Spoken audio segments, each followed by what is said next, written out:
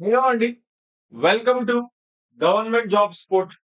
So ఈ వీడియోలో మనం చూసుకోండి ఆర్ఆర్బి గ్రూప్ డి ఎగ్జామ్ కి వెళ్లే ముందు తెలుసుకోవాల్సిన వెరీ వెరీ ఇంపార్టెంట్ విషయాలు. ఎగ్జామ్ హాల్లో కాదు, ఎగ్జామ్ రాసేటప్పుడు కాదు, ఎగ్జామ్ కి ముందు చేయవలసిన పనులు, విషయాల గురించి ఇప్పుడైతే మనం ఈ వీడియోలో మాట్లాడుకుందాం. సో ఫస్ట్ ఎగ్జామ్ డేట్స్ ఒకసారి చూద్దాం. ఆగస్ట్ 3 నుంచి ఆగస్ట్ 25 వరకు అయితే ఎగ్జామ్ ఉంది. సో ఇప్పటికీ కొంతమంది అడుగుతూనే ఉన్నారు, సార్ మాకు ఇంకా సిటీ ఇంటిమేషన్ రాలేదు, అలాగే కాల్ లెటర్ రాలేదు అని. సో చూసుకోండి, ఆగస్ట్ 25 వరకు ఎగ్జామ్ ఉంది కదా. సో 10 రోజుల ముందు వరకు వస్తూనే ఉంటాయి అందరికి సిటీ ఇంటిమేషన్ లింక్ ఓపెన్ అవుతూనే ఉంటది. సో ఆ లింక్ కూడా కింద డిస్క్రిప్షన్ లో పోస్ట్ చేస్తున్నాం. రెండు links, call letter and city intimation link. మీరు ఒకసారి దాన్ని ఓపెన్ చేసి చూడండి. ప్రతిసారి ప్రతి రోజుకొకసారి మీకు ఇంకా రాకపోతే డెఫినెట్ గా చూడండి. ఓకేనా?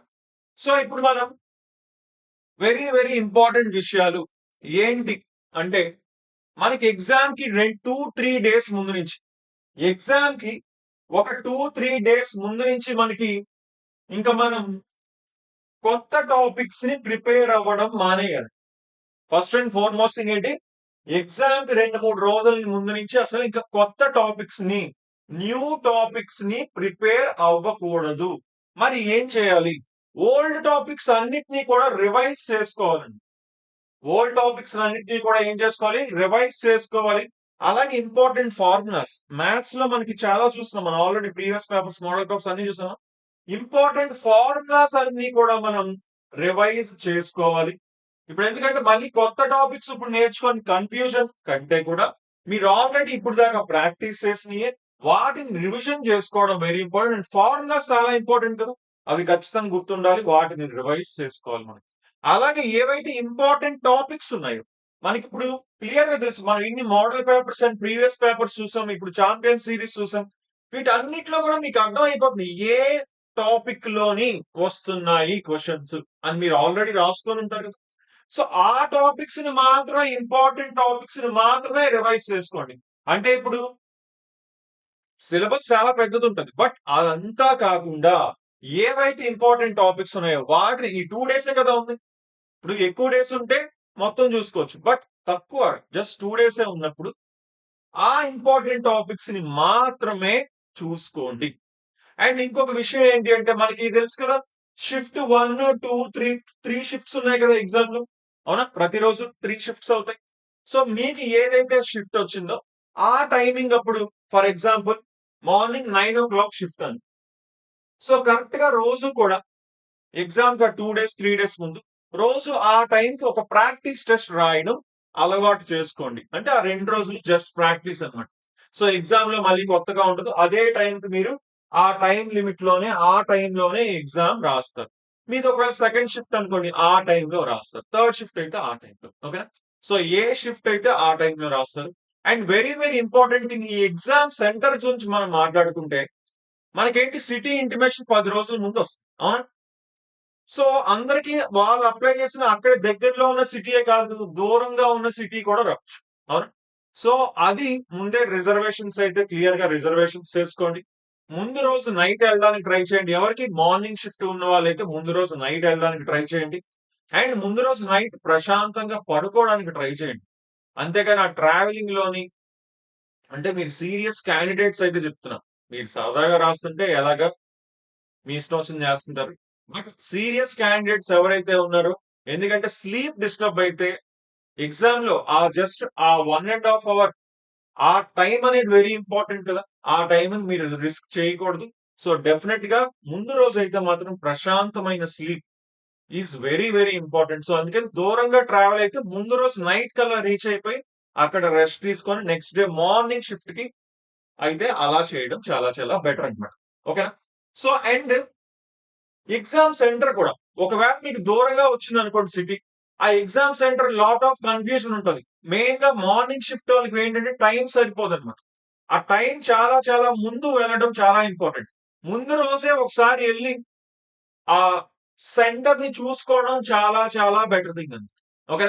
ముందు రోజు ఒకసారి ఎళ్లి ఆ సెంటర్ ఎంత దూరం ఉంది? ఎలా ఎళ్ళొచ్చు? ఆటోనా? బస్సా? మీరు బైకా? ఎలా ఎళ్తున్నారు? ఎంత దూరం ఉంది? ఎంత టైం పడతది? దానికి ఇంకా ఉంచుకొని, ఇంకా ఎక్స్‌ట్రా టైమ్ ఉంచుకొని షిఫ్ట్‌కి తెలుసు కదా! కనీసం 2 అవర్స్ ముందు కంపల్సరీగా ఉండాలి. 9కి ఎగ్జామ్ అయితే 7 కల్లా అక్కడ ఖచ్చితంగా ఉండాల్సిందే.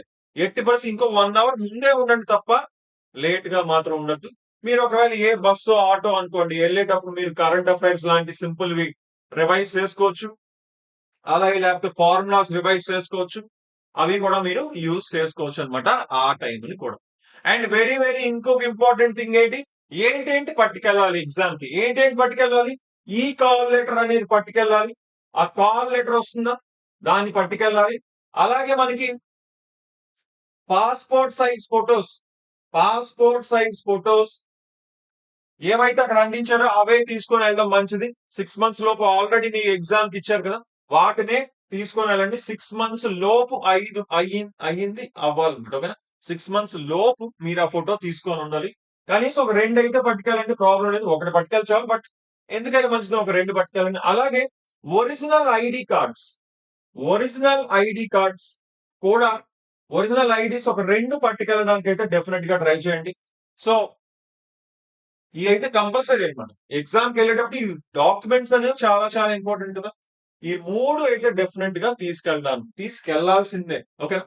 పాస్‌పోర్ట్ సైజ్ ఫోటోలు ఒక 2, ఒరిజినల్ ఐడీస్ అంటే ఒక ఆధార్ కార్డ్, డ్రైవింగ్ లైసెన్స్ లేకపోతే ఓటర్ ఐడీ ఇలాంటి ఒక 2 అయితే డెఫినిట్‌గా తీసుకెళ్ళండి. అండ్ ఇంకొక మెయిన్ ఇంపార్టెంట్ థింగ్ ఏంటంటే మీరు ఒకవేళ ఫోన్ తీసుకెళ్లారనుకోండి. ఆ ఫోన్ దగ్గర కూడా మనకి చాలా లాంగ్ క్యూస్ అనేవి ఉంటాయి. సో, దానివల్ల కూడా ఇంకా ముందే ఎళ్ళాల్సుంటది. ఎగ్జామ్ సెంటర్ ఒకవేళ గనుక మీరు ఫోన్‌లు గనుక తీసుకెళ్తే మాత్రం, అక్కడ చాలా లాంగ్ క్యూస్ ఉంటాయి. సో, దానికి ఇంకా చాలా ఎక్కువ టైం పట్టేస్తది. అవునా? ఒకవేళ మీరు ఏ ఫ్రెండ్‌తోనో, మీ రిలేటివ్స్‌తోనో, ఫాదర్, మదర్‌తోనో ఎళ్తే వాళ్ళకిచ్చేస్తారు కాబట్టి దానికేం ప్రాబ్లమ్ ఉండదు. బట్ ఎవరైతే సింగిల్‌గా ఎళ్తారో, అది కూడా దూరం ప్లేసెస్ కంటే ఆప్షన్ ఉండదు. మాక్సిమం ఫోన్‌లేం తీసుకెళ్ళకుండా ఉండడానికి ట్రై చేయాలి. బట్ అందరూ తీసుకెళ్తారు. అది ఆటోమేటిక్‌గా జరుగుతది. బట్ కొన్ని ఎగ్జామినేషన్ సెంటర్స్ దగ్గర మాక్సిమం ఉండొచ్చు. సో, అక్కడ కూడా చాలా పెద్ద లైన్స్ ఉంటాయన్నమాట. సో, అందువల్ల ఇంకా ముందెళ్ళాలి. ఓకేనా? ఎవరైతే ఆ ఫోన్స్ కూడా అక్కడ తీసుకొని పెట్టాల్సి ఉంటదో వాళ్ళు ఇంకా ముందు వెళ్ళాల్సి ఉంటది.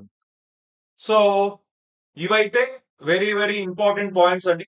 ఎగ్జామ్ రాసేటప్పుడు ఏం చేయాలి అనేది నేను ఇంకొక వీడియో చేస్తాను. సింపుల్ వీడియోనే.